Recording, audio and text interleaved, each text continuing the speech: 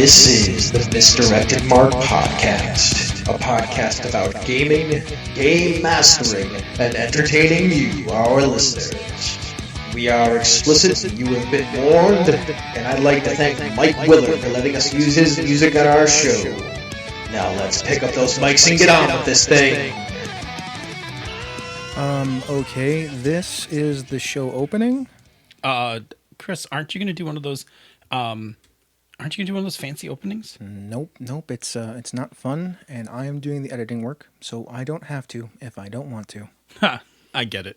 Podcast rule 0. Yep, you got it. There's the joke there. Welcome to the 262nd episode of the Misdirected Mark Podcast. Tonight we are going to put both hands on the third rail and get into rule 0. As always, I am Chris. And I'm Phil. And I'm Old Man Logan. You are Old Man Logan. That's so, correct. We're here, and as I usually do at these things, at this stage in the podcast, I say, Phil, buddy, old pal, old friend, what is going on? I feel like one of those Warner Brother characters where like I want to like blow into my thumb and reinflate myself. Did you get flattened? Like I'm fucking flattened all day, man. Oh man, it was kind of a brutal day. It was a brutal day between therapy and work stuff, and of course it's the day before I leave on vacation. So my entire office becomes just one big dumpster fire. Mm-hmm. That I spend like my whole day in the middle of the dumpster fire. In fact, so bad that I didn't eat lunch, and a rescue lunch was I was like Katniss in the Hunger Games, and like and like a sponsor like had like lunch come in, like floated down on a parachute. Is it really a sponsor when that sponsor is a friend of ours and part of the network? I'm just saying. Yeah, but it was like thank you, by the way, because you saved Phil, which makes me happy because he's not just like in a chair now. Yeah, like I mean, it was like literally like bing bing bing bing, and then like Jimmy John's. Anyway, Jimmy John's. You were a Jimmy John's commercial? Yeah, you know what, man? Jimmy John's is like up the road from the campus, and they deliver on campus now. Oh, do they have? Is it a delivery service, or are they using Skip the Dishes? No, man, they do.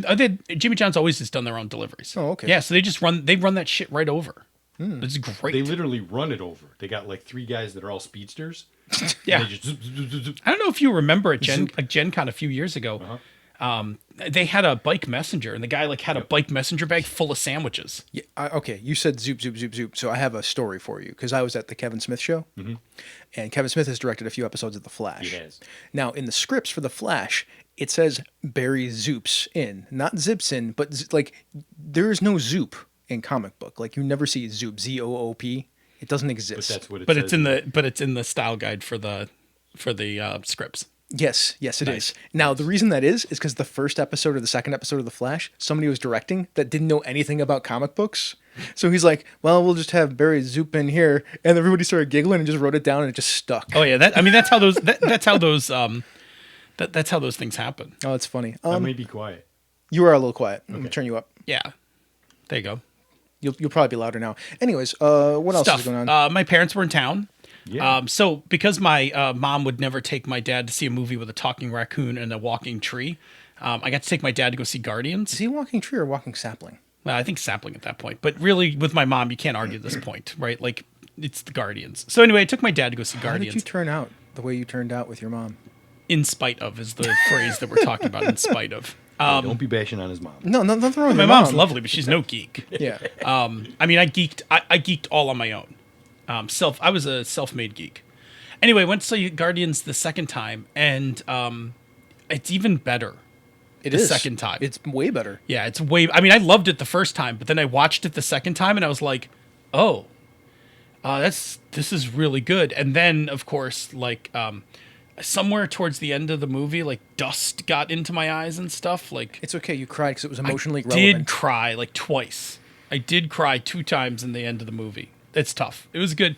It's such a good movie. It is a very good movie. What else did I do? I did a lot of Origins prep, like getting shit packed because we're all leaving O Dark 30 tomorrow. I'm leaving at 6. Yay. Stupid o'clock. Bob and I are leaving a little bit before that, and yeah, so did that. Played some Blades in the Dark. That was good, and I made a new Blade sheet and donated it to the community, Which is really cool. Yeah, people are digging it. I made a sheet specifically for the score. So you can now do the whole score. I have one tip. Somebody wants me to put one more thing on it. Mm-hmm. There's a stress cost for leading people through an action. So they want me just to tag that in there. So I had to do like a little tweaking when we get back from Origins, but I think I'll give it back to them. People really like those. Like I put them Yeah, up it's and I get a cool. lot of positive It's very cool. feedback.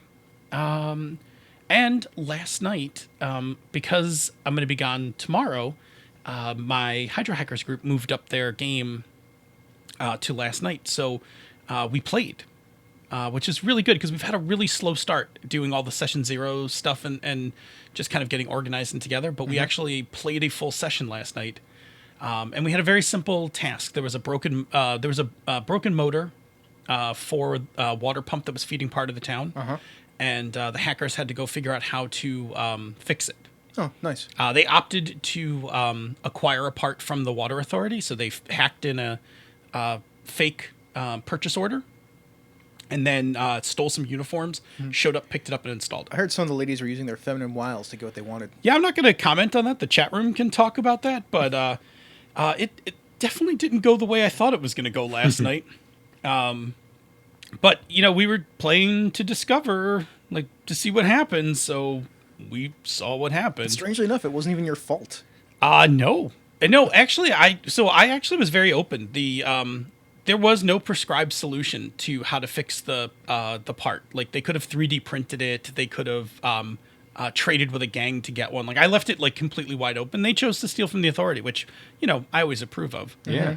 Anyway, it was good because it's like the first time I'm seeing the game in a campaign mode, and it's making me feel a little better. I can't wait to play this game. I'm getting more and more excited about it. I really want to play it, and I think I have a group that I can get together to play it. So we're getting so close to the point where I can actually hand it to you and be like, here's the world. And I cut and sleeved, thanks to Bob printing them for me, the Hydro Hacker cards. Holy Lord, do they look good. They look great. They're shiny. I'm so blown away by Tim Jones's work. You know why the cool thing about when I play it is I'm going to be playing it with people, like, at a table. So we can actually just put the cards on the table and people can draw them. Yeah. I'm going to get to do it the first time at Origins because I'm running it at Origins. I'm running Red Water Blues at Origins. And that's very much a, that is very much the one shot. So good stuff. Anyway, that's me. I wanted to kind of do some more recreation and writing, but Origins prep, man, like it's a thing. There's a lot to get shit in order at work and here. And I'm still not, like, I wish I was done with my to-do list, and I'm not. Oh, I'm done. Like, this is to-do list done. I have like 6 things to put in a bag and then go to sleep. I have one thing to print when I get home. I have this show to bump when I get home, and I have to finish putting my clothes in a suitcase. Nice. Even Everson is prepped, man. He shaved the hobo down to scruff. I mean, it looks good now. He's looking good. He's looking like I would snuggle him. Put a hat on him and a shirt, and he looks like ceviche. I'm just saying, like, I would snuggle him with that level of beard. I heard ceviche might be, coming out sometime. Oh, is ceviche part of your con outfit? No. Oh, it should be, man. The problem with that is that is it the hat?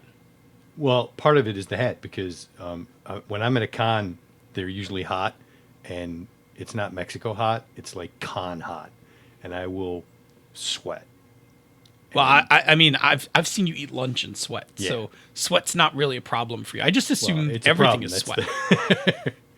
Anyway, Bob and I are leaving like dark 30. You're leaving, but anyway, that's me. Can I kick it over to Robert? Yeah, do it up. Robert, tell me what you got going on. How the hell is it already time for Origins? Robert, you may now tell us how it is. I just felt like saying Robert because you called him Robert instead of Bob. It's like the proper name of Robert. Sorry. Yeah, exactly. I'm like, what? It's Origins time already? Okay. So been trying to get that stuff done. I have mostly everything packed. I got to do like, the what do you call it? The bag, toiletries bag. Yeah, toiletries bag. Yeah, I gotta like put that together and put a couple other things in the bag, and I should be good. It's strangely okay when we leave dead space that's quiet on the Twitch stream. I mean, it's bad for the Twitch stream, but it's fine for the podcast because I'll just hit Tourniquet silence and I'll just go away. Yeah. Although there's like a noise in the background that is Phil's heater or air conditioner. Air conditioning now, maybe. running right now, which means that maybe it won't go away, which is a problem. But that's okay. I'll fix it. But yeah, that we did Blades on Sunday night, which is always fun. Yeah, Blades is was good. good. Blades was interesting in that we had to kind of wrangle the rules. We didn't know what to do with the thing because we wanted to do a thing, and it didn't Yep. really do the thing. So we made it do the thing. Good. Well, that was perfectly clear. I'll just leave that where it is. Okay, we wanted to attack a place, but we really wanted to negotiate with the people that we were attacking Yeah. to make them quit. And the initial plan was we go in there and we're like, well, we already beat on you a bunch. You should just walk away or we're going to destroy everything. So then we had basically two plans, one to negotiate, which is social, and then one to attack or assault, which is another kind of job that you can go on, or a mission. What do they call them? Score. Score that you can go on. And then we finally figured out, well, we'll just attack a place first as our setup for it and then go to the negotiation, because that'll be, I mean, it works better in the gameplay that way. I think it also works better for your gang. It does. It To a does. I certain mean, degree, yeah. well, because you Bravos are rough and tumble. So knocking over a drug den and then walking in and being like, "Hey, by the way, we just knocked over some of your shit, and we're gonna keep doing it if you don't get out of town." Yeah, I mean, it's just like us. It's like we're doing it again. Like, we're gonna knock over another one of your places, and then be like, well, that's two. Ha. Yeah, Right. what are you Walk gonna away do? or you Walk can away. die. Yeah. Anyway, actually, what I had a lot of fun with that was before we stopped to figure out the rules part. We had a pretty good. I thought we had a nice little small immersion with the with Ulf Ironbeard. Yeah. Because there was a lot of talk about you guys making an alliance. Yeah, I mean, Ulf's Skulven, and me and Tony's characters are both Skulven, Milos and the artiste. Yes. So I mean, and Ulf is very Russian Polish in that way, where he's like, if you're from the motherland, you're a friend. Yeah, you're tight. Yeah. Yeah, but it was good. It was like I liked that scene. Like, it was fun playing out that scene. Yeah, it was good role play. Yeah, you played Ulf very well, Thank you. Yeah, which is honestly something I don't attribute you doing, is playing characters very well. Like, you play a character when you're playing a character, but and you describe things really well, but you don't often act very well, and that was a very good acting job. Yeah, And you I know what it is? Usually you're scared of doing it or something. I don't know. I think sometimes I get a little scared doing it. The other part is like this genre is crime. Yeah, it works for you. I fucking know crime. Yeah, you right? have all the tropes and all the characters. in your Yeah, head. like, it's easy for me to I just nestle into to this game. Like, I have this game's starting to occupy like a place in my heart. It's a good game. It's Yeah. a really good Yeah, game. it's a really good Yeah, I game. like it a lot. I don't even like games that are about crime, and I like this game a lot. I know that's because at first we kept trying to tell you not to play it. Well, I mean, I like heist games. This is not a heist game. This is a job game. This is job game. Yeah, it can be a heist game if that's what your Yeah, crew's there's a subtle about. difference, yeah, but we're not playing a heist crew. We're playing a Yeah. beat the ever living love out of you crew. Yeah. Which is fine too. Like, I'm okay with that. yeah. Stick 'em up, punks. It's the fun-loving criminals. Yeah. If we rob a bank, we don't do it nice. No. That's right. So that was Blades, and then last night, more rolling around the Doom Vault with Roll20, and the Roll20 die generator does not like my character. Not at all. I'm trying everything I can to damage these monsters, and I'm missing and missing and missing and missing. And I finally got in like 2 good licks at the end of the night. That was about it. Man, can I tell you, the Roll20 interface is smooth and sweet. It's super slick. Holy Lord. It's It's got a well little put bit of a together. learning curve, but man, once you get it, it's great. Yep. And for those folks who like to play D&D or games that have the pre-published adventures on Roll20, get them. They're well worth the money. They put everything in there for you. And it actually has taught me a lot about how the tokens work and the token system. Like, I know how I can make all that stuff now if I wanted to, which is going to be useful in the future if we ever decide to put stuff up on there. There you go. So, hey, Chris, what about you, man? I mean, I just talked more than you did in your section, so sorry about that. I worked a ton this last period of time. Like, I've been working feverishly on the new Cubicle 7 website, and it's pretty much as I can do on it is done. I have to talk to John about it because he's kind of my boss in that job. We talked about Blades. We talked about the Doom Vault, which is really good. Went to a going away party and helped throw it. Actually, Jen helped throw it for a friend who moved to New Zealand, so that was really cool. Oh, this is your friend who's going back to the Hobbit land. Already there. Already there. Yep. I don't blame him. Yeah, and then I edited a metric ton of podcasts. In fact, let me tell you all the stuff that is not the normal stuff that sort of came out, and some of the normal stuff that came out on Misdirected Mark this week. So, Bone, Stone, and Obsidian. This is a new Dark Sun podcast series being produced by Wayne Chang of Advantage to Insight and Robert Aducci, one of the D&D AL admins who also he basically ran and built the Dark Sun website that was Wait a considered. second. Did we just get a new podcast? It's not. It's sort of a new podcast. Is but it like a limited series, or is I this like don't- a full? This is like a full thing. I'm not. It's like once a month. It's So a thing. It's got its own container on. It's got its own like channel and whatnot, but it's really part of the Download D&D Advantage to Insight thing until they decide that they don't want to put it here anymore. Like, Yeah. I don't really. I mean, it's one of those weird things. Like I put it in all the feeds today. I'm going to do it for the first 3 episodes, but like it's a monthly show, I believe. And I'm more than willing to back it and be behind it. And Wayne asked me and Robert asked me. They're nice people, so I'm like, yeah, sure, you can put it here. I like content. But the first episode is up for your halfling cannibal pleasure because I wouldn't just add a show without asking certain people, so that's why. I no, I mean it's fine. I just assumed, I was like, I didn't see the Office memo. Yeah, because I mean, Wayne was like, "Can we host Bone Stone and Obsidian on Misdirected Mark?" I'm like, "How Yes. often does it come out? Once a month?" I'm like, "I mean, yeah, we'll just." Well, I mean, first of all, it's Wayne. So if Wayne wants to, Yeah. put up a thing, like, I mean, it's not like we were going to say no. Just, And it's Robert Aducci, and I love Robert But Aducci. that's So what, right. That's what I'm saying. Like, yeah, like let that happen. I like man. both That's those awesome. guys a lot. And it's Dark Sun. It's Dark Sun, yes. Yeah, one of my favorite D&D settings. Apparently, it's a jungle in Dark Sun. I didn't know that. I found that out on Down with D&D this past week. Oh yeah, Yeah, it's up on the mountain. Oh, the okay. plateau in the mountains. That's where the halfling cannibals come from. halfling cannibals, Are man. they really cannibals? Do they eat other halflings or do they just eat people? I don't know. I mean, yeah, are you a cannibal if you just eat humans? And Yeah, I stuff? don't think you are at that point. Yeah, I don't think they know the definition of cannibal 100%. Maybe. I mean, maybe they eat their dead. Who knows? Cypher Speak had Shauna Germain on to talk about predation. Which Always is a good thing. Yeah, that's one of the newest Cypher System game settings to come out from Monty Cook Games. That is, the scientists go back in time and are living amongst dinosaurs, and they have like dinosaur pets. What could possibly go wrong? So during the interview, it was fascinating. Apparently, you get a dinosaur pet, and it's like a dog. And at the first, like, if it can just like not listen to you because like you haven't trained it yet, which is hilarious, right? Like, oh, your dinosaur bit you. That's too bad.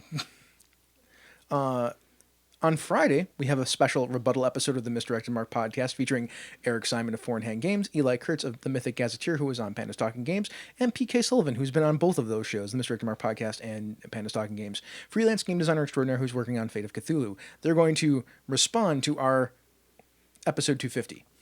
Oh yeah, because I don't think they have some stuff to say about martial arts. Well, we were talking about Eastern martial arts and Kung Fu. Yes. And we didn't define that really well. We just said No, I mean, we didn't. We called it the Kung Fu episode. What do you want? Well, and on top of that, I mean, ours was very specifically about the mechanical challenges of martial arts. We didn't really get was. into the culture. We didn't get into the I mean, they're talking about martial arts across the board. Like, I can't wait to hear it. Yeah, including like Western martial arts, like fighting Yeah. with weaponry and things like that, like long swords and dagger combat, stuff like that, rapiers. I just like that they felt, moved enough to go record something. I think in an email that I was sending back, because the episode's really good, I listened to it.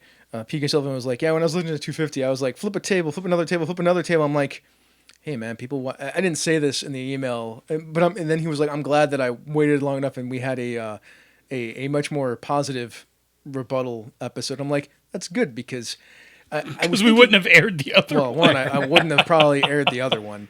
I mean, they could have hosted it somewhere else, and that's fine. Yeah, I mean, yeah. But I wouldn't have put it on our feed. Two, I used to be that guy. Never comes off well. No. Exactly. Yeah. So it was good. And PK is sometimes too opinionated for his own good. Well, and I mean, listen, we like a good scholarly debate, Yeah. and we love scholarly counterpoints. I'm also- Scholarly being the key word here. I'm also not a kung fu guy. Like, No, I it's mean- not my shtick, and that's why it took us so long to do that episode because I was like, I don't really know how to contribute to this thing at all. Like, it's Well, just and it was not so my- big. I mean, I took the best shot I had, which was I went after the mechanics about why mechanics for this suck. Uh-huh. I still stand by our part of that episode. it's So I'll fine. be interested to hear what they have to say. They said that we didn't say anything wrong. Yeah, see? They just that they wanted to go bigger. Well, that's fantastic. It is fantastic. Yeah. It's a really good episode. I'm very happy with the content. And the sound's great too. Those guys had great sound, which is I know approve of. PK upgraded his microphone because he's been showing up on enough podcasts. Yeah, so, they all have good microphones. Yeah. And then a new episode of The Lounge was released today with Christopher Gray, and we talked about the happiest apocalypse on Earth. So we got inside of the mechanics. Did he confirm the evilness? Yes. Okay. No, he didn't, but Twinkle is a really cool mechanic, by the way. Twinkle? Yeah. Oh, is that the magic? It's so Twinkle is you the premise of the game, and we talked about this a little bit before, but really the premise of the game is you are people working at Mouse Park. Yeah. No, I mean, I remember from the ad copy. Yeah. And Twinkle is a mechanic where you can pray to the great mouse, whatever your great mouse is, Yeah. to help you, and it will do amazing things for you, but then you get a level of Twinkle. And then when you get to 3 levels of Twinkle, some terrible doom befalls you. The Game Master gets to make a really hard move against you when you get to your 3rd level of Twinkle. Nice. Yeah, there's some extra detail in that besides the lounge episode. Plus One Forward Yes. talks about it as well. Yeah, that's a really good. They play a little bit of it too. Yeah. But Twinkle's a really cool mechanic. I like it a lot for a lot of things. Like it does a lot of stuff, and it affects moves. By the way, Rich Rogers will be at Origins. Oh, good. Hopefully I'll run into him. And Lowell Francis. Yes, I saw that Lowell will be there. Yeah. So have to make it a point to. I have it on my list of things to do is to run into those guys. I mean, you'll probably run into them if you just go hang out anywhere near Games on Demand. I mean, that's where they generally stay. That is, if I remember correctly. That's the thing. I have a lot more. I thought I was going to go to a lot more Games on Demand, but I turned out to have like a whole bunch of off-book games. Yeah.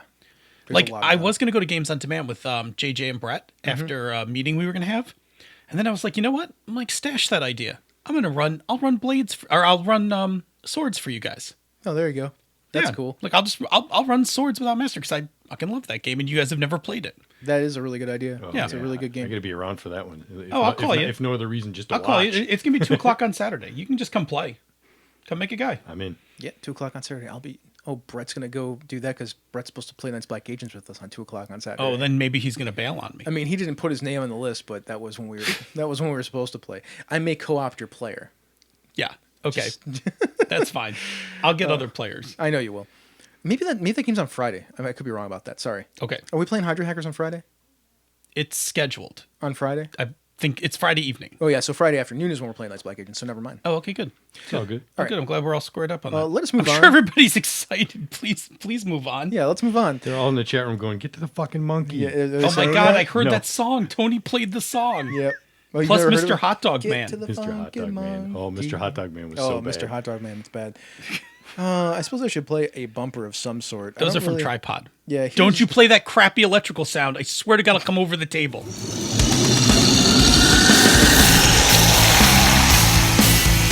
Welcome to the workshop where we make better games. Yeah. Yeah. See, it's growing on you. I could tell, right? Like it's getting better. Okay, I'm not going to use that anymore. Come on, that was good, right? That was really good. See, it's growing on you. Yeah. You said no, it's not really. That was a bumper. but that was no. like kind of my Lemmy. That was kind of my channeling Lemmy. Like if Lemmy did our bumper for us. So we're talking about Rule 0 tonight, and even though Phil would make me put the disclaimer that this is a third rail topic here, he doesn't have to this time. I'll do it myself. This means this is a topic that is hotly debated on the internet, and that we both have some very strong feelings about it. With that said, tonight we're going to look at Rule 0. Here are our goals as we move forward into the murky morass of this topic. 1, we're going to try to figure out what Rule 0 is. 2, we're going to determine the purpose for Rule 0. 3, we're going to look at when and where it goes wrong. And then 4th, we're going to put our own spin on it and maybe redefine what Rule 0 means for us. But before we do that, Phil, we're going to need a definition to frame out our talk. I would say Rule 0 me, but if you did, I'd get up and walk out of the game or podcast. In any case, what is your best Rule 0 definition? Yeah. So, I love definitions, right? I like clear, concise definitions to help us frame out our talks. That's not exactly what happened here when I went to the internet to look up Rule 0. So I jumped on the internet and I was like, good, let me confirm Rule 0. Because I'm like, I think I know what it is in my head. When you went to the internet, I gave you 3. I'm like, Right. here, this is not what you think it is. Right. I jumped out. I'm like, I better go check. So I did a little Googling and all of a sudden I'm like, oh, this is bad. There are 2 Rule 0s. There are. They're somewhat related, but they are actually different. So I tossed it out to the G+ community because I like those guys. And got back the same results as the internet, which is 2 closely related ideas. I will say this though, if you are part of our G+ community, please go check out that discussion because Randy Farmer lays down some knowledge. Randy did a nice job, and actually the whole topic was really good. That. I'll have to go read it. Oh yeah, Randy and Rob Abrazato have a little back and forth in that thread. Really good stuff. Okay, so after seeing that there were 2 related rule zeros. We have to get rid of using the term rule zero tonight, and we have to make our own definitions to go further. Okay, hit me. Let's start with the first one, which is... Don't actually hit me. Right, that's okay. Let's go with what we're going to call rule GM. Okay? This is the one that is the GM is always right. Paraphrase that, right? Like the GM is the final arbiter of all rules. The GM makes the final decision. Blah, blah, blah. The GM is always right. Those are the rule zero definitions that I found. Okay. Yes. And so this rule is basically like, as I said, the GM is the final arbitrator of all rules in the game. Their word is the ultimate rule. This is sometimes known as the GM fiat, right? The making of those rules. And so in some places I've seen this as rule 0, in other places I've seen this as rule 1. I've never heard of rule 1 in my entire I know, life. and I dug into a bunch of different places. Anyway. Somebody made that up. Sure. So that's rule GM. GM's always right. Now there's rule fun, which is the ultimate goal of the game is to have fun, and fun should take precedence over the rules.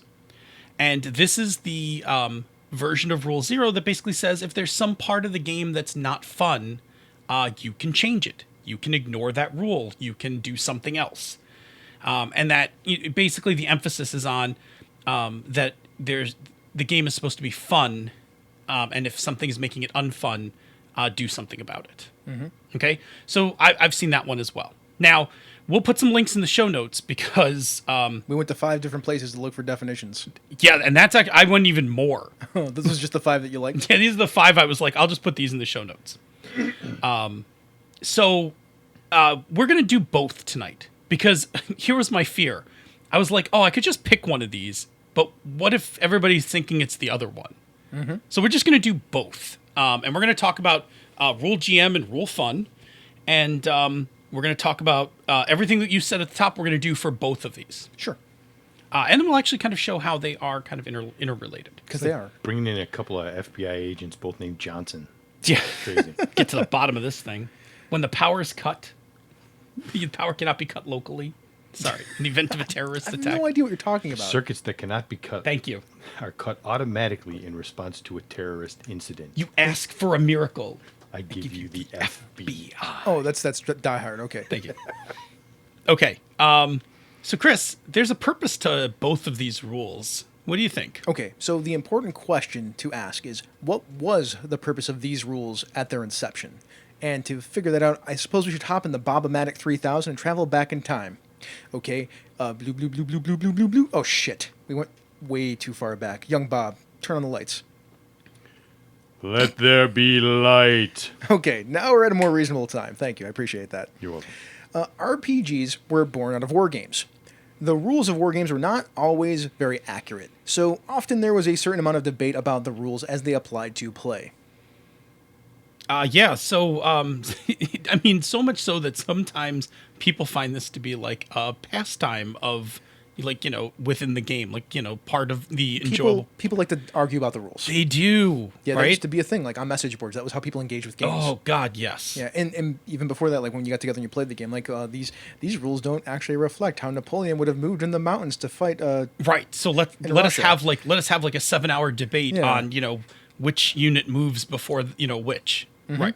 So D&D, since it was based on this stuff, as well as many other early role-playing games, were pretty thin on the rules, almost like they weren't really very good at technical writing back then.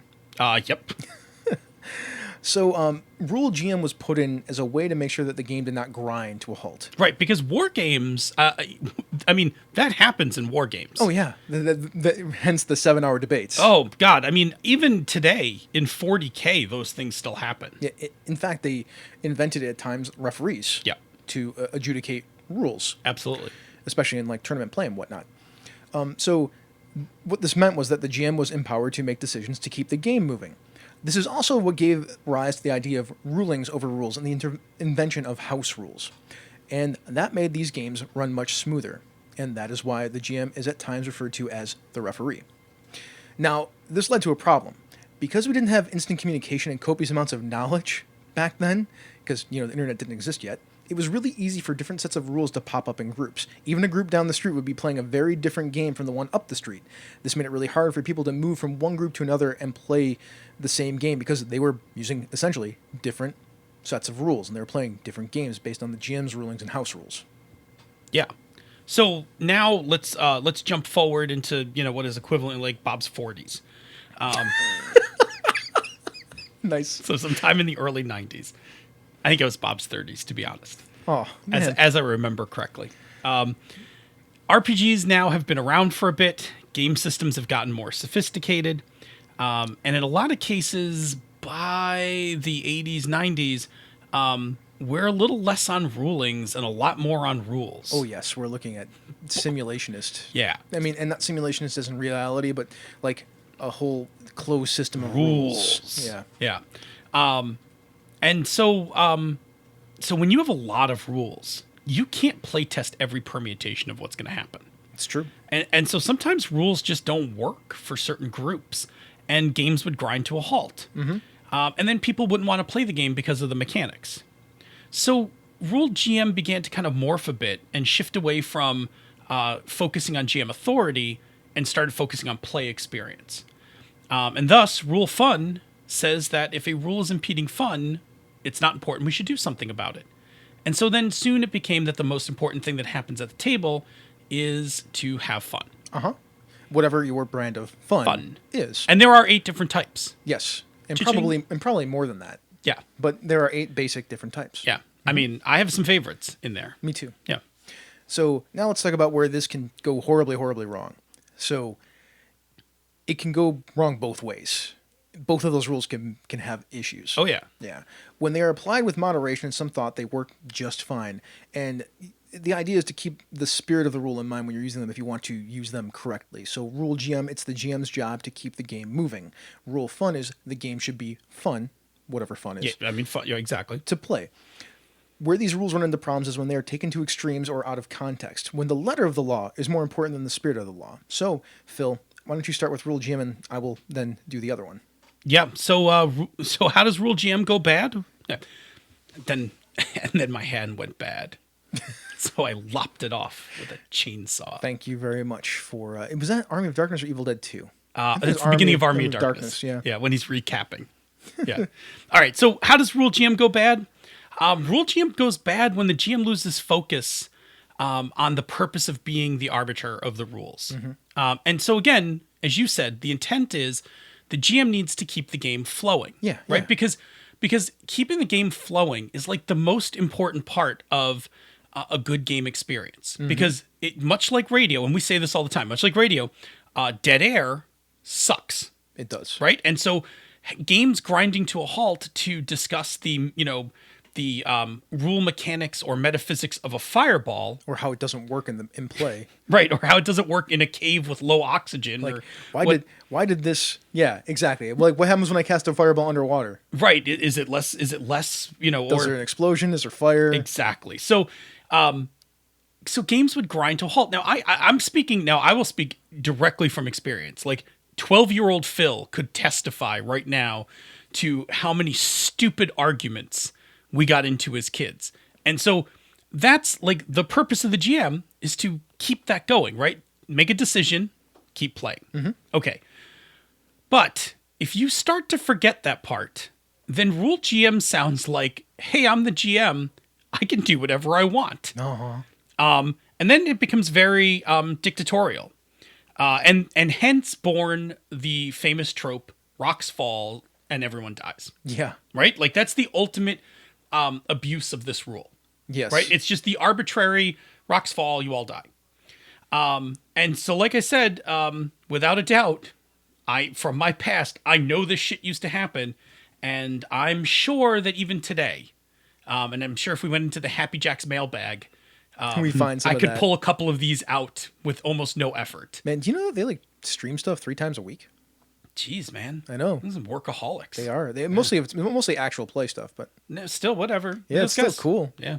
Anyway, hats off to those guys. Yeah. I haven't talked to them in a while. Anyway, so without a doubt, yes, this shit happens. Even happens today. So GMs can just get kind of drunk on this, right? Especially young GMs. I did when I was a kid. When I was younger. God, yes. And I'm sure, Bob, I know the guy who ran your early D&D game was totally high on this rule. He had a tendency to be a little. By the way, if you've taken this rule, this idea, this rule GM to the extreme and like you are the authority, one, I don't want to play with you, and two, I'll just say you're a bad game master. I don't care what anybody says. Well, it is bad game mastering. Like, and again, it's often a rookie mistake. I mean, because this is, well, let me put it this way: if you're a rookie and make this mistake, learn from your mistakes and stop. Correct. If you are a seasoned GM, like I've been GMing for 10 years, and you play with this rule, you're not the guy I'm playing with at the table. Those are the people I get up and walk out of your game. Yes. Okay. So anyway, if we lose our focus, this rule kind of morphs into kind of this dictatorial thing. Mm-hmm. So what do we do, Chris, to kind of avoid that? Well, we can remember that the rule is there to keep the game moving. If the game is moving along, do not interfere. It's not your job to do that at that point, especially if you're playing from that point of view. Yeah. Like you're just a referee, then just don't get in the way. And only make rulings when something in the rules doesn't work for play. That is the idea. I mean, when the rules do not tell you exactly what should be happening, then that's when you make a ruling. And then when somebody tries to do something that is outside of the rules, then you need to make a ruling. Phil, what are some other ones? Well, I'm just to summarize some of your stuff real quick. So basically, do not be like an NHL referee, right? Like I think if you just man, that's brutal. You don't even really like hockey all that much. I don't think I'm wrong though. I mean, He's not wrong. Okay.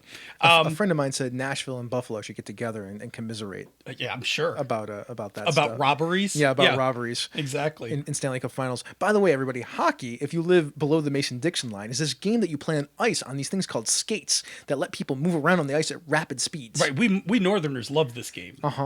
Except for the referees. Anyway, other things we can do to avoid it. Don't contradict clear rules.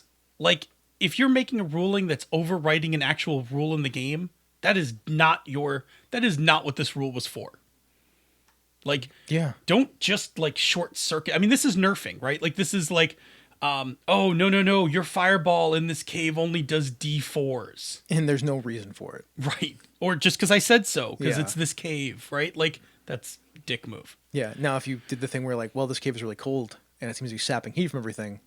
Yeah, before but that happens, then you've provided an environmental effect. Yeah. But I'm with you, right? Like exactly. Never contradict a clear rule and be consistent, right? Well, the next one's be consistent. Which is that. I knew that's where you're going. Yeah, so you got to be consistent because otherwise you look arbitrary and dictatorial, which is even more maddening, right? Because then players have no feeling of consistency. Yeah. So if you make a ruling, the best way to be consistent is keep a log of your rulings. Yes. That's a great way to do it. That's how house rules existed. Yeah. Just open up a Google Doc file, write 1 or 2 lines. That's your rule. And you can search it. And back in the day, your Google Doc file was a binder. Yeah. I mean, it used to, just papers in a binder. Absolutely. Hard copy. Yeah. Hard copy? What's wrong with hard copy? There's nothing wrong with hard copy. He's making a hacker's reference. Oh. And then lastly, include the ideas of others in your rulings. Like, you don't have to make these rulings all by yourself. Like, you don't have to sit on high and just be like, I am GM Almighty, I shall spout all lore. Be like, guys, hey, this is the situation we're in. I think I'm going to go this way on the ruling. What does everybody think? Mm-hmm. Or, Chris, what do you think? Like, you can pull in other people. It's okay. Yes, absolutely. Yeah. Okay. Those are my things, right? Those are my things for combating when rule GM goes bad. Yes. How about when rule fun goes bad? I mean, that can't be bad. Rule fun is fun. So this rule goes wrong when the GM focuses too much on the word fun. Uh-huh. I might have some feels about this one. The intent of this rule was to remove parts that were creating drag and sucking fun, in quotation marks. If you can't hear it in my voice. I know you love the word fun. Yeah. But when you become hyper-focused on people having fun, you can lose focus on the importance of the rules, which are there for a reason. So this is where the extreme forms of the rule of cool come from. And by the way, screw the fucking rule of cool. So can I tell you, because, I write the copy for this. Yeah. I also decide which one of us is going to read which parts. Uh-huh. I may have put you in this part. Oh, when I read it, I knew it. And I may have been, and I won't name names, I may have been hinting at a certain GM that we know, a fairly famous GM we know who might have this as a problem. Yeah? Oh, I'll tell you afterwards. We're talking about somebody that is a co-host on another show? Nope. No. Nope, I'll tell you later. If it isn't apparent to you, don't worry. Fairly famous GM, huh? I'll text you. Interesting. Anyways, so this is where extreme forms of the rule cool come from. When the rules are not important and just have fun, where you just ignore the rules, give bonuses, etc. to keep the game fun.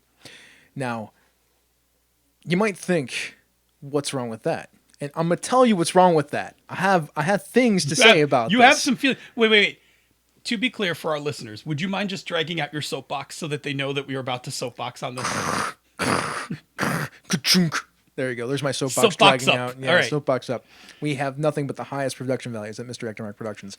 I should really get a soapbox That would be awesome. sound effect. Yeah. You mean like that bumper for the segment? What was wrong with that? There that was a bumper for the segment may be the best bumper we've had in a while. I know. That was the same one as we did last time we did it. Except I did the voiceover. That's true. I think I added something to it. You did. Rob was like, that bumper was epic. Yeah. So, I mean, it really just depends on who's saying the words. So, role-playing games are games. The game is in the word, okay? And games That's have... the G. Yes, games have mechanisms. They have mechanics. So, if your mechanics aren't important, why are you bothering playing a game? Like... Say it, because you used to say it all the time in the early days of the show. What? You could just be playing pass the Stick storytelling. Yes. Which is the idea of just have a collaborative storytelling session, which is fine. Yeah, that's totally fine. If that's what you want. Yeah. But when people do that stuff and they're like, we didn't roll dice all night, I'm like, you're not playing a game. Unless the game doesn't have dice rolling. Correct. But when people are like, we're playing D&D and we didn't roll dice all night and we just talked, I'm like, you didn't play a game. Right. You started out playing D&D. You didn't play, or you didn't play that game. Correct. You played some game that you were making up on your own at the time, which is fine. Yeah. I mean, there is some sort of mechanic where you're deciding who has narrative control and what's okay, whether it's just collaborative, as in who is the person, like it's that person's turn to establish things, or group consensus of establishing things, or whatever. Those are mechanics. Those are mechanisms for creating stories. They happen. And I can say now, as a, can I also, do you have room on the soapbox? Yeah, I mean, it's going to be tight. Yeah, it's okay. I'll hold you close. All right. Okay. So one, as a game designer, like, I'm putting rules in for reasons, right? Yeah. Because I'm trying as a game designer to put rules in to emulate a genre, right? Because I want the rules to give you a certain feel of the game. Yes. When you ignore them, maybe you're getting the feel of the game. Maybe you're not. You're probably not. Well, you're getting your feel of the game. You may not be getting like the feel of the game. Yeah, and so so one, as a designer, I have feels about it. Two, as a player, I'm with you. Like, I like the rules for a game. And rules are important to me, because when I don't like the rules for a game, I go find another game. Yes. Right? Like, so I like lots of games. I'm polygamerist, right? You've seen the shirt.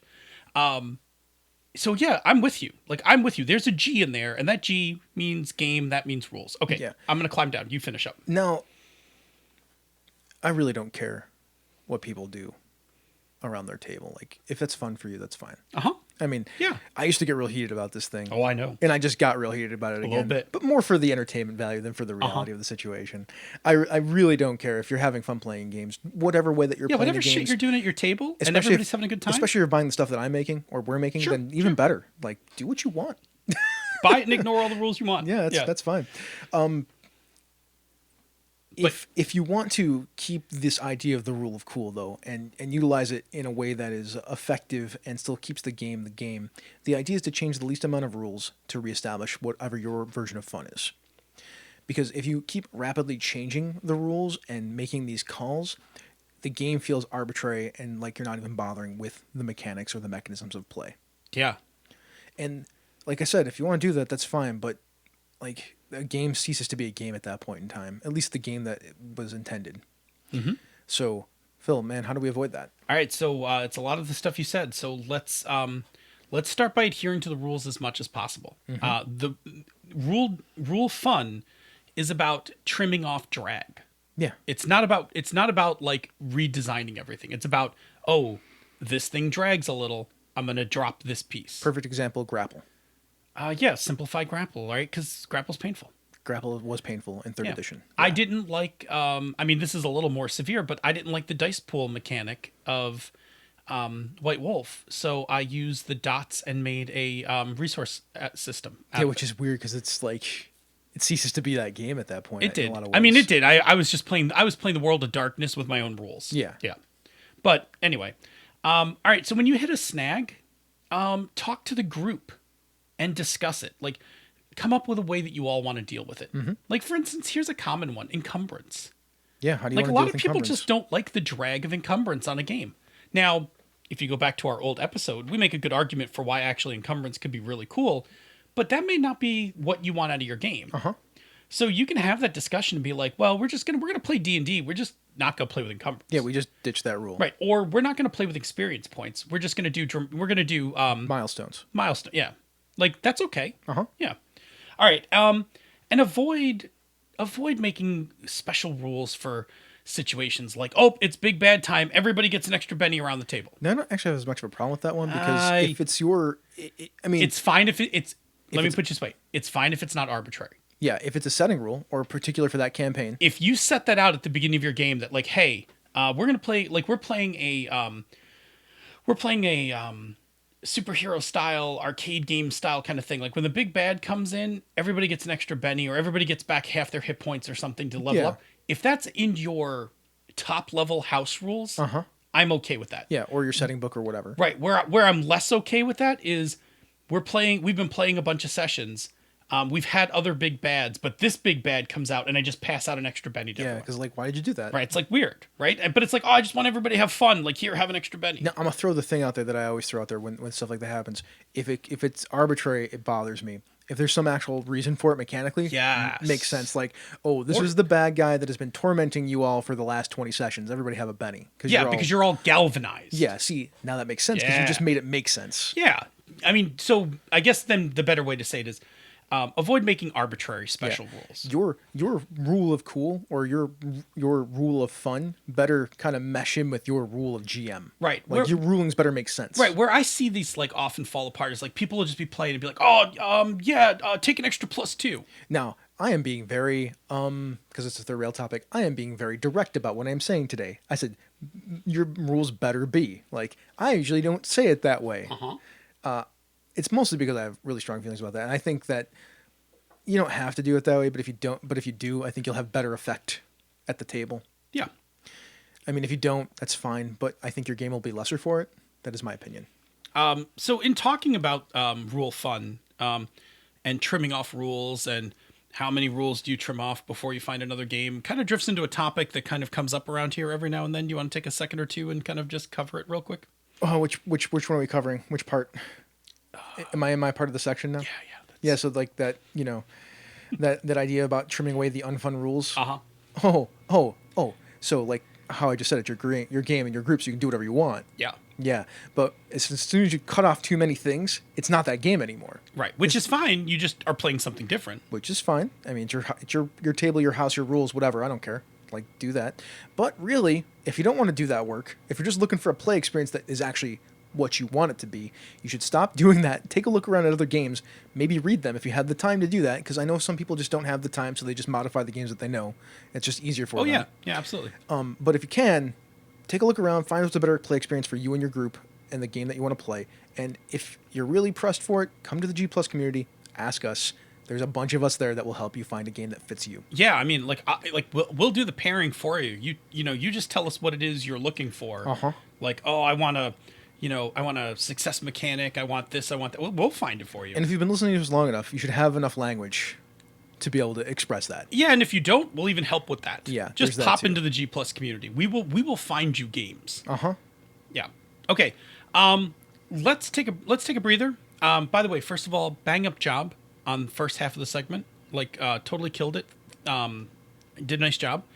And let's check in with the chat room, and we'll see how they're doing. And then when we get back, we're gonna take a look at our own Rule Zero. Yes, we let's made do it. that. We made one ourselves, handcrafted here at the Misdirected Mark Studios. Handcrafted. Artisanal, as it were. Artisanal Rule Zero. By the way, I saw Uncle Ock say the thing that is most prevalent, like, if you don't be a dick as a player, don't be a dick as a game master. That's pretty much the idea. Yeah, I mean, but there are techniques to not be a dick. Yeah, that's kind of what we're talking about. Yes, I mean Yes, maybe we could do an episode on don't being a dick. Don't be a dick. Bob, put a pin in that. I mean, isn't that Ding. essentially what we're talking about? Isn't that what we constantly talk about? Yeah, but I think we could. I I feel like it's like the overarching mantra of what we talk about. Well, yeah, is but don't I be a think dick. there might be some It may be ideas worthy of behind its it. own thing. Maybe. Or We could, like we a could talk about some. We could talk split about segment, some. don't be a dick, followed by something else. Well, we could talk about some. We could talk about a couple of interpersonal skills that help you not be a dick. By the way, Jared Rasher said, Bob, put a pin in dicks. Ouch! Not my kink. Not my Yes, kink. I yes. did it. Yes, So nailed it. somebody Nailed wanted it. to know. Somebody wanted to know when the Rule 34 episode was going to be. What, where porn isn't everything? Is that what we're talking I'm about? sorry. What was that? Rule 34 episode. Anything, right? Is that we're talking? That's the porn one, right? I always get confused. Isn't Rule 34 the one where it's everything's gender flipped, Is it? I don't know. or is looking. it the porn one? I don't know. No, I got it. I'm Urban Dictionarying right now because Oh, good. I'm definition panda. Definition panda. Generally accepted internet rule that states that pornography or sexually related material exists for any conceivable Okay, subject. so it is the porn one. Yeah. Well, of course, there's porn of role-playing games. There's, Oh. in fact, a lot of it these days because Yeah. it's live streams. Yeah. I mean, sometimes somebody's porn comes into the role playing games. That's true. Let's just leave that alone. Okay. And there's plenty of like pornographic role-playing games. Like there's XXX. Don't even say the other one. I will take this power. I will take this power supply and What? beat you about. Fatal? I wasn't going to say Ah! Fatal. I wasn't going to say it until you brought it up. So about the chat room, Oh, hey, can we give a shout out? We have a new guest in the chat room tonight. we Yeah, have a new who's that? guest. Aspie Snow BG. Who's that? Oh, well, I don't know who they are, but they're new. Hi, Aspie Snow BG. How you doing? Welcome to the show. They found the chat room and the show. Oh, nice. Yeah, so Very cool. welcome. I wonder if they're from Twitch or if they're from the G Plus community or if they're from other places. Oh, it's Stacy. Stacy Winters. Hi, Stacy. Oh, How you hi, doing? Stacy. Oh, Hi. I did not. It's great. It's I great did not to know that. Great to see Awesome. you. Welcome to the Just show. your handle. Excellent. Okay. Well. Oh, hi, Stacy. Now I feel like it was somebody new, but no, it's actually an old friend. It's Stacy Winters. All Okay. right. Excellent. What else is going on in there? We've got a comment from Ange regarding your soapbox rant. And basically what she's saying is, well, there are times when stuff is happening in the game that doesn't call for rolling dice. And then maybe the next session is all combat. If, you're going through your game, and you've already, you covered yourself already by saying if this is, if you're having fun and this is what you're doing, then that's great. But, yeah, it's not necessarily that, we're playing D&D, but we're not playing D&D because all we did tonight was role play. No, that's not what makes me mad. Well, let me re-clarify. yeah. When people said we had the best session ever of D&D and we didn't roll dice all night. Right. But that could mean that all they did was role play well during their D&D that is- session. I think I That can is- dissect what Chris is trying to say here. You role played all night, and you may have had the best role playing experience, but you didn't actually really play D&D that night. You played your characters in a story. But you didn't actually have initiative, cast spells, make a saving throw, that kind of stuff. There was no game. You did not engage the rules of D&D. Yeah, there's no game. Yeah. So, I mean, you could have had the best session. And I'm only trying to split this hair. I would argue that fits and is accurate if that's all you did. You said, hey, let's sit down and play D&D tonight out of the blue. And then you did that, and all you did was role play, and you didn't roll any dice, then yeah, you didn't play D&D. But if it's your ongoing campaign, and you're playing D&D, and you're in session 34, and you just happen to do role playing all night, you're still playing your D&D campaign. You're still playing D&D. You just, that night, You didn't play the you game. didn't roll any dice. I think it's nitpicky, but I mean, there's a splitting hairs component to this, but and look, what I'm saying is if you play that session and you say that was the best game of D&D that we've ever played, you're playing the wrong fucking game. actually, wait. I think I can actually stand by this one too. Chris is saying that the best expression of D&D is when play goes through those rules. Yes, and if you didn't use the rules and you just role-played characters all night, maybe you should be playing Amber. okay. I will agree with you. With the way you worded it. And that means we had the greatest session of D&D last night. Then that wasn't That's what I said. Session. Every time I said it. The first time you said it, I don't remember it being exactly that way. I said it that way every time I said it. Did you say it exactly the same every on time? purpose, because Okay. if you say that was the best session of D&D we've ever had and you didn't roll dice all night, you didn't play D&D. And that's fine. Maybe you should play a different game. That's all I'm saying, because the game that you really want to play doesn't have... That's the part where, and we could go off on this in a whole other show, but the part that's getting me is saying maybe you should play another game. And I'm saying that, again, if you take it in the microcosm of that one thing, and that was the best D&D session we've ever had, and that doesn't mean that they ought necessarily find another game. If in the larger context, if they're playing that was one of the best sessions of D&D they ever had, maybe, but they're fuck it. I got this. I can't say it. No, I got can't this. say First it. of all, I don't think Chris is saying there's anything wrong with having a session where you are in character and you are playing out your characters and having discussions, meaningful discussions and drama and stuff like that. There's nothing wrong with that at all. Where Chris is being very picky is what Chris is trying to say is when you say you are playing, and you tell me if I'm putting words in your mouth. When you say you are playing a game, the connotation is you are engaging the rules of that game towards a play experience. Uh-huh. Okay, so the only thing Chris is trying to say is that when people make that statement of we played D&D for 8 hours and never rolled any dice, they never actually engaged the rules in their play experience. They didn't actually play D&D. Right. And I understand that part. Right. And I think if I'm right, that is the only thing Chris is saying. No. That is the only thing I'm saying. Because you added on to the end of that, maybe you should play a different game. Yeah, you should, because I'm going to tell you what just happened in that session that they probably played. If they're talking to each other, that means they're probably doing the petitioner-granter thing, where like, we should go do this thing with NPCs and whatnot. That means you should probably just go play Hillfolk, because it's got those mechanics for that play experience. Right. Okay, and we're starting to get excited, but just to try and to calm you down a little bit, because you are a little heated, what I'm saying is, because that one session did that, does not mean that they want to play game. If your one session, if it's you're not listening to me at all. I said if your one session did that, and that was the best experience you've ever had playing that game, then you're playing the wrong game. Because you just said that out of the 9 sessions that we've played, or out of the 10 sessions that we played, the best experience we had was the one where we didn't play with the rules. Okay, I'm gonna stop. That means that game is not the game that you really want to be playing. Here's the best part of this. Can I tell you the best part of this?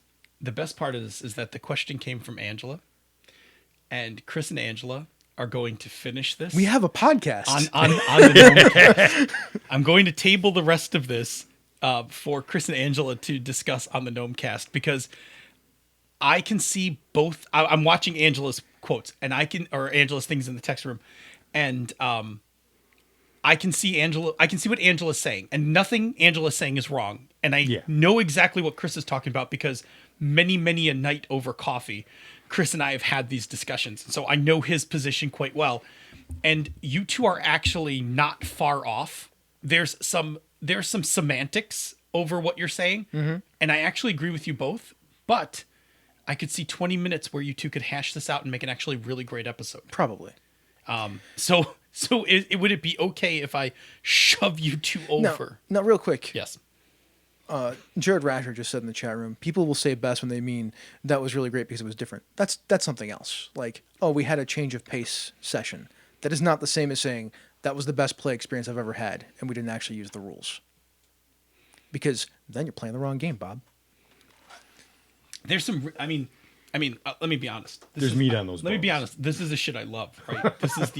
This is the scholarly debate part of getting into it's true. Like, look. Come at me, bro. I've had. You've been here since 172.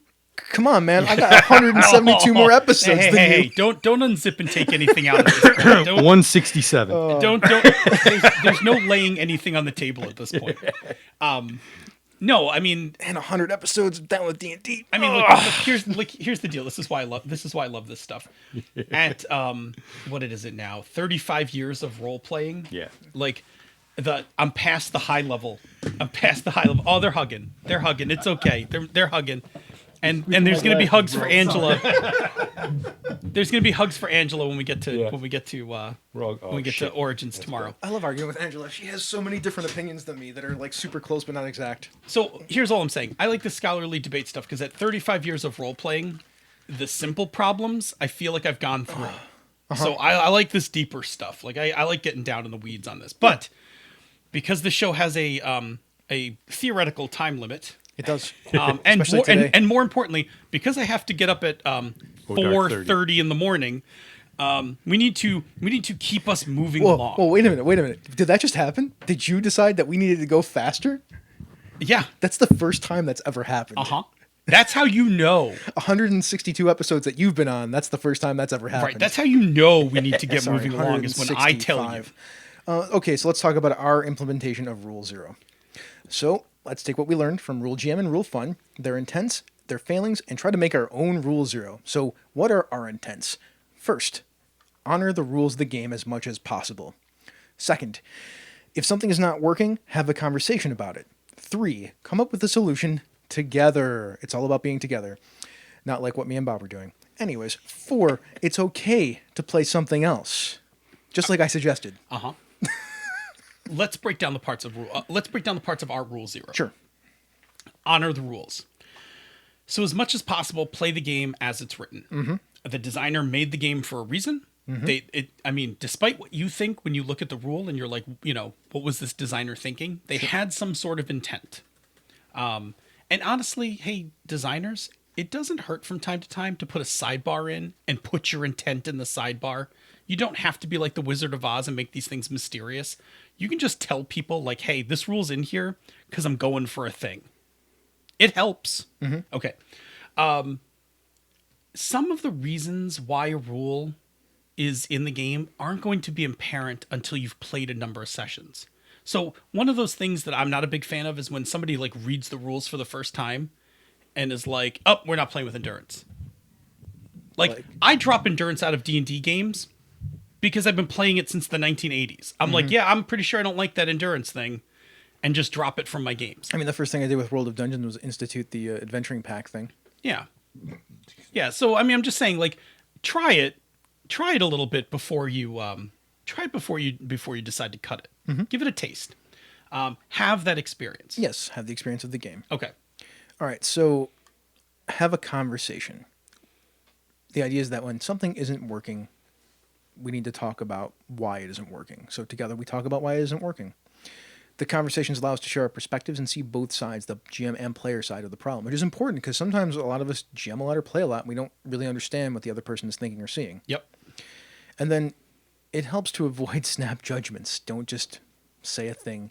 Don't make declarative statements that are just firmly in the ground. Do not be a Sith in this case. Yeah. I mean, here's the thing. Like, or a Jedi, I guess, either. Right, because here's the thing. Sometimes when these decisions come up, it's the GM is looking and is like, oh, that rule's terrible. I'm gonna nerf it right now.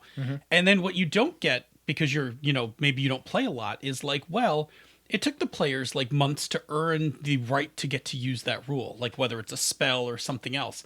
And then it sucks when you nerf it on them, right? Like they don't appreciate that. So coming from both sides, you start to understand like, all right, yeah, maybe this thing is not fun or it's mechanically not working for the game.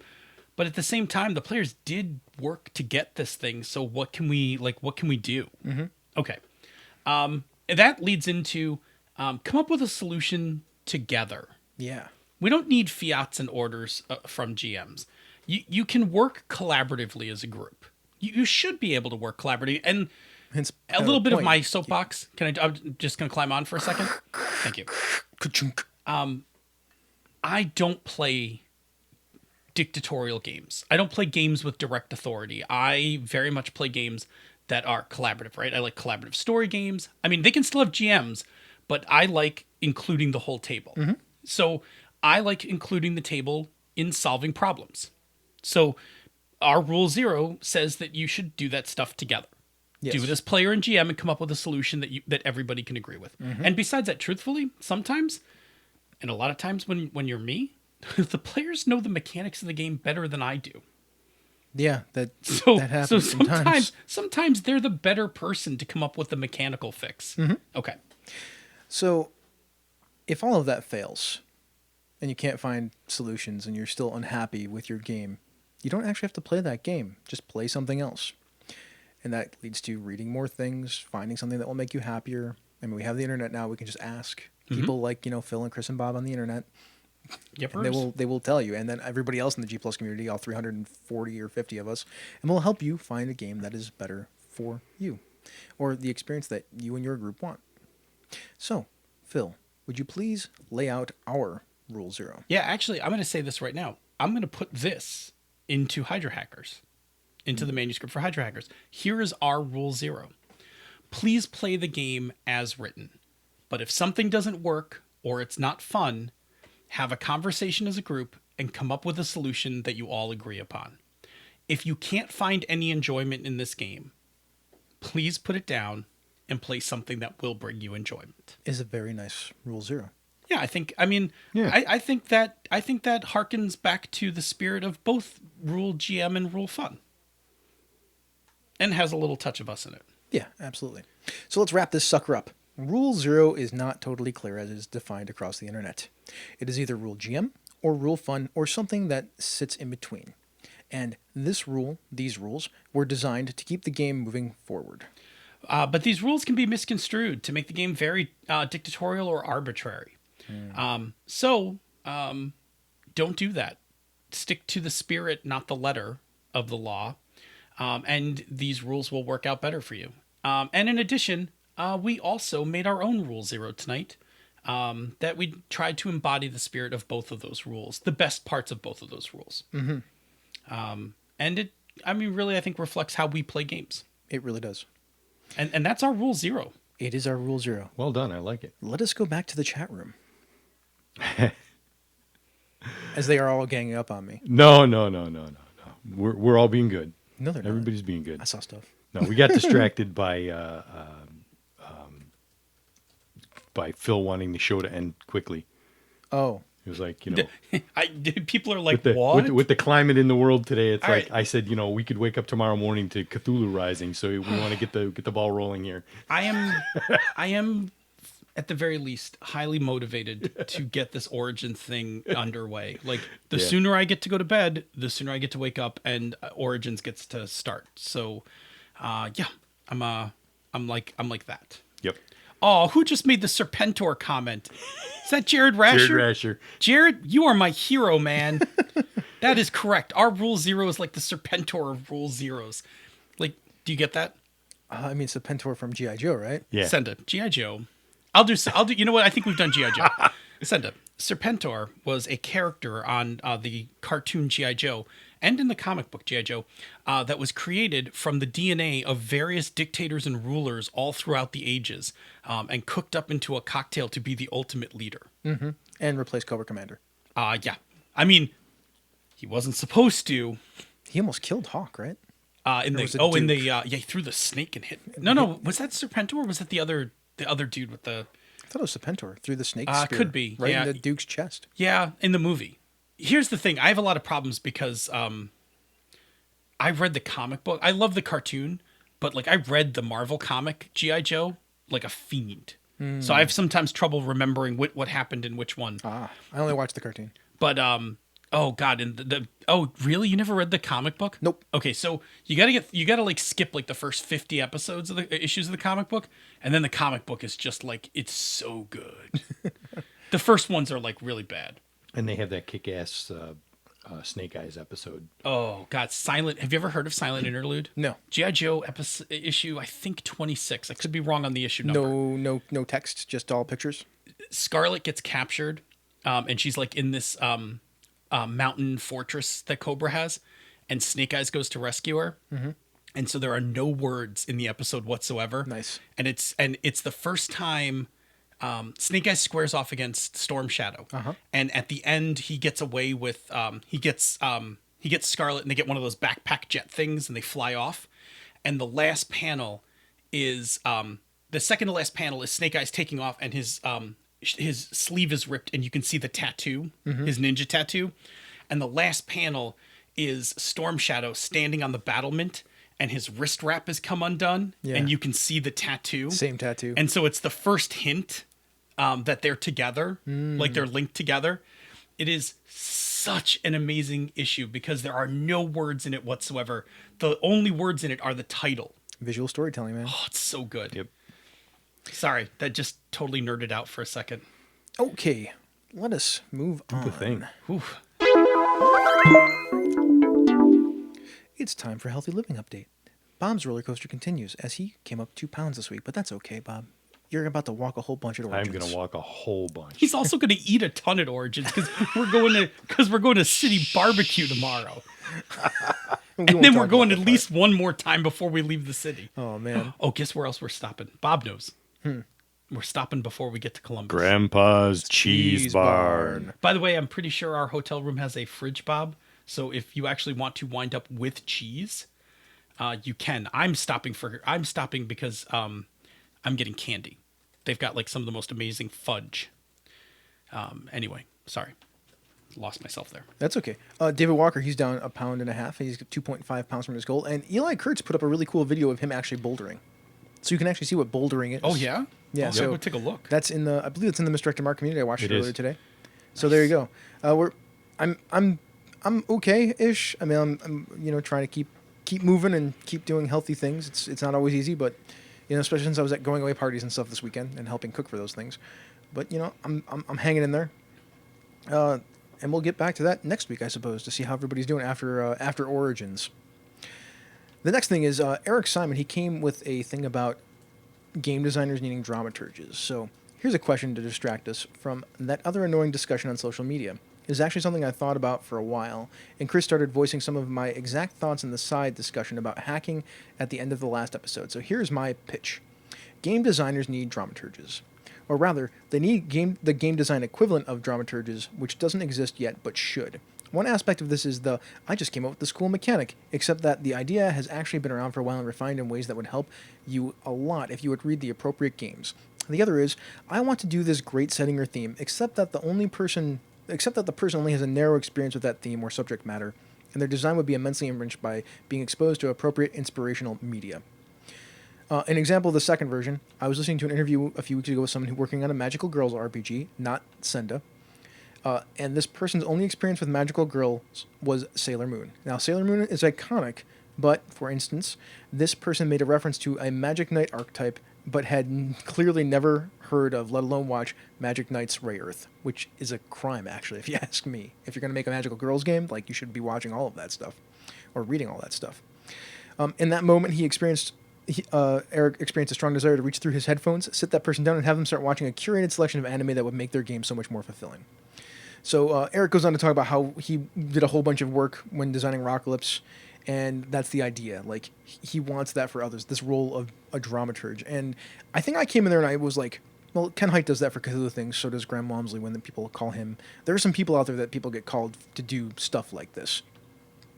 So what do you guys think about that? A dramaturge for role-playing games. I mean, Yeah. I dig that. I mean, it's a thing. I mean, that's why we generally have to become our own dramaturges. We have to do all the research and learn all that stuff ourselves. You've done tons of work on water and how it affects the world. Yeah, I mean, there's a part of me that likes that, right? There's a part of me that just starts reading those articles and starts kind of getting into those ideas. Mm-hmm. But there's also it's a lot of work. It is a lot of work. It would be nice if I could pull that from somewhere. Yeah, I need an intern. My Intern, go fetch me some articles on water rights. Or we just, or at some point, if we ever had enough money, we could just hire somebody to do that work for us and send us that stuff. Yeah, yes, and all right. So here's the leftover grad student in me, right? Sure. The leftover grad student in me is like, no, do the research. No. Yeah. I mean, so there's a guy who does a podcast called Lore that is wildly successful. Yeah. I mean, he did all that stuff for himself at first, but now, I mean, he's so busy that he has to hire research assistants to help him do that stuff. It's nice. And I mean, if you can afford it, it's a great idea. Mm-hmm. The Evil Hat guy folks, they have people who know the Dresden Files. Yeah, I mean, just some have of them do that stuff. Some of them are Lenny and whatnot, but there's just an interview on the Gauntlet with I forget her name, Pam Yes, Anderson? yes. Is that her last name? I forget. I know who you're talking about, though. But she's friends with Jim Butcher, and she knows the Dresden Files pretty well. Lenny Balsera knows the Dresden Files in and out because he's read those books like 100 times at this point in his life. I mean, they became dramaturges for their chosen genre. Like, I know a ton about modern fantasy. I've read, probably about 60 modern fantasy novels. I still wouldn't even consider myself a dramaturge of that stuff. And I've watched a ton of modern fantasy television to go along with that, and modern fantasy movies like Buffy the Vampire Slayer. I mean, it's Monster of the Week, but it's also modern fantasy. Any Angel, Supernatural, all that stuff, right? Like, that's really just, I mean, it's not as fantastical in a lot of ways, but it's got that modern fantasy feel. Like The Magicians, like, people who have consumed all that stuff have a good basis in it, but I mean, how do we start going about that? What do we charge for that? Like, where's the in for that kind of thing? I have no idea where to start with that at all. I mean, like, you want to make a 90s I do. hack of lasers and feelings. Like, what does that look like? And why do you think you have the knowledge base to be able to do that? Because I lived in the 90s. So? I know, well. A lot of people lived in the 90s. What makes you more qualified? Why is there a threshold of qualification to make a game? There's not, but to be a dramaturge. Oh. Well, I mean, I think that's probably different. Yeah, that's the actual question. Yeah.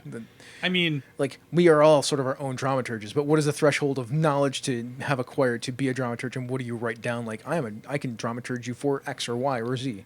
You need to find somebody that's watched like every episode of I Am the 90s on VH1. I mean, here's the thing, though.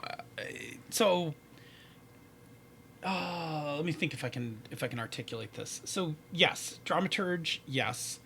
But I'm trying to articulate this correctly.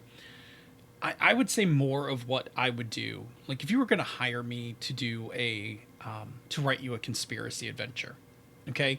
I don't know if I can say, like, I'm a dramaturge of conspiracy stuff, right? Like, I don't think I've read enough Ludlum. I don't think I've read, like, I never finished, Tinker Tailor Soldier Spy, whatever. Like, I've watched Bourne movies a bunch of times. I've seen a whole bunch of other conspiracy shit, and I've played a bunch of conspiracy games. But in that case, I'm like a graphic artist, right? Like, give me the specs of what you want built, right? And I'll apply my spin to it. I mean, and part of it's knowledge, part of it's artwork. So the dramaturge, their point is to be the literary editor on the staff of a theater who consults with the authors and edits texts. So a moodologist, as Robert Rosado pointed out, would be somebody who can actually be an editor in a lot of ways, who can edit your text for consistency and correctness in whatever you're trying to portray. Yeah, I mean, I think that's easier if your genre is set, like cyberpunk, right? Somebody could do that. Yeah, you go, get Fraser Simons to be your right. I've read Gibson, I've read Sterling, I was part of I was a part of a small cyberpunk movement myself in the 80s. Yeah. Like, sure. Like, you could do it yourself, but if you want to make a cyberpunk game, you don't really have a clue. Like, I would really just go be like, hey, Fraser, because he still studies that stuff. Yeah, like, exactly. All the time. I think there's some, I think there's some value in that. I also think there's some value in, rolling up your sleeves and doing it yourself, because you need the rules to match. Like, I think a dramaturge, it probably fits in great when I have a game and I'm like, oh, I want to make more stuff. Because now I can say, like, look, dramaturge, it's a cyberpunk game, and here's my cyberpunk system. I need these two. I need your knowledge I need your knowledge not to clash with this stuff.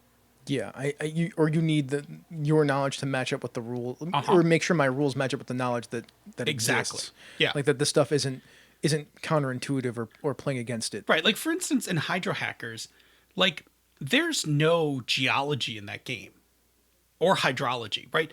Like, there's no scientific explanation about how the water cycle broke. I don't even know if it's possible to break the water cycle. There's just a posit that says, like, well, the game goes on that. Like, you have to buy that premise coming in the game or get out. Yeah. Because otherwise the rest of the game doesn't work. And I even had that problem when I started writing the background of the game, because I was like, yep, we screwed up the water cycle. Here's like 10 reasons how we probably broke it. Right? They're all based on real world stuff, but I can't speak to the science of that. I mean, my degree's in biology. It's not even it's not even earth science, but we just have to go from there. But yeah, I think established settings, fantasy, cyberpunk, Lovecraftian horror, hard sci-fi. Those things could certainly have somebody who's hard knowledgeable. sci-fi is one that really could use somebody like that. I mean, especially hard sci-fi. So, like space opera is just all over the place. Like space opera is essentially two-fisted pulp or some version of with the pulps. Yeah, with spaceships and ray guns and shit. Yeah. But hard sci-fi, like some knowledge of vac suits and how you're gonna die in space and shit like that. Like that would be super helpful. Yeah. Although, I mean, it would still help to have the knowledge base of what has come before for something like space opera or a pulp game, so that you can make sure that you're hitting all of the tropes, or that the tropes are represented, or you can actually ask the question, like, what am I missing? Yeah. I mean, I guess it goes like this. If I was going to make a noir game right now, like, I would call John Adamus and, like, hang out with him for a little bit. Like, hey, John, can you give me, like, 10 movies I should watch? Can I Skype you for a little while and, can I Skype you for a little while and talk about some of them? So you don't think we actually need this? No, actually, I think it's cool. I think it's cool if there were people out there who were like that, because I would tap into them when I had ideas. Like, I might come up with a cyberpunk game and be like, hey, Frasier, I'm thinking of a cyberpunk game that's kind of like set on this thing. Based on your vast knowledge of many cyberpunk things that you've read and studied, etc. Is that, like, what are my best literary references? Like, what should I go read right now? Like, oh, I should go read Islands in the Net? Excellent. So there is, luckily role-playing games have such a small community. So really we can just turn around and be like, hey, buddy, drop some knowledge on me. Like, listen, if I was going to go make my own conspiracy game, I definitely would buy Ken Hite a bottle of like bourbon or something. Like, hey Ken, can I sit and pick your brain for a couple hours? Because D&D sort of did this. They hired a bunch of consultants to check on the game. They did, and all of those consultants were pretty steeped in D&D. I guess. At various levels. Ken and Robin. Robin wrote the. He wrote the second part. He wrote the opening for the 4th edition second right. Dungeon Master's Guide, but that had nothing to do with D&D. Yeah, it had everything to do with his beat structure. Right, but you hire Ken and Robin to look at a different part of your game. Correct. Yeah. I think there's a thing for it. I think it's hard enough. When you're a small publisher. Yeah. To hire anyone else. Well, of course it is. Like, that's I think the real thing that keeps this from happening for real is because most of us are small operations and we don't have the money to do it. But I will say this: if people want to offer, and people have offered me up knowledge, to sit with them and just chat with them about stuff for free. Like, and I would certainly do that too. Like, if somebody I would too. Like, that's the problem. Like, this job doesn't necessarily exist because we don't need it to exist, because we're all small shops. We all try to become sort of experts in whatever we're making because we want our rules to match